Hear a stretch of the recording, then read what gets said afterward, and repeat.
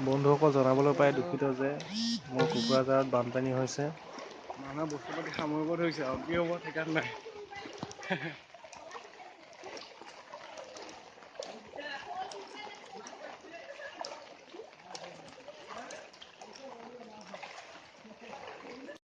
কোকৰাঝাৰ টাউনৰ মাজত বানপানী।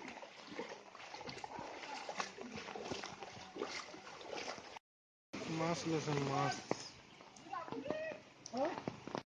চাৰিওফালে বানপানী, অৱস্থা নাই, অৱস্থা বেয়া, কি হ'ব এতিয়া? এয়া চাওক কিদৰে পানীয়ে ভৰি পৰিছে। বাঢ়নী পানী সোমাই গৈছে। এনেকুৱা ডাঙৰ বৰষুণ মানে ৰাতিপুৱাৰ পৰা একদম বৰষুণৰ মানে পানী একদম ফুল হৈ গৈছে আৰু বৰষুণৰ পানীয়ে গোটেই বানপানী আৰু চবফালে। ক'তো বাকী নাই আৰু পানী পানী। এতিয়া মানুহ অফিচ যাব কেনেকৈ, স্কুল যাব কেনেকৈ, বাপৰে বাপ। এয়া চোৱা ঘৰ ডুবি গৈছেগৈ। মানুহে টোপোলাহে বান্ধিছে আৰু মানুহে। অ' খুৰা বহুত পানী হৈ গ'ল ন পতককে?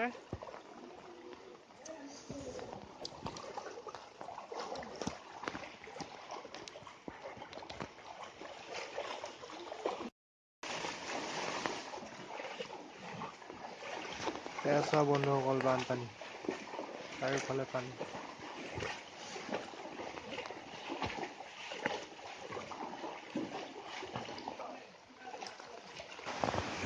বানপানী হোৱাৰ বাবে মোৰ মনত বহুত দুখ লাগিছে, বেয়াও লাগিছে।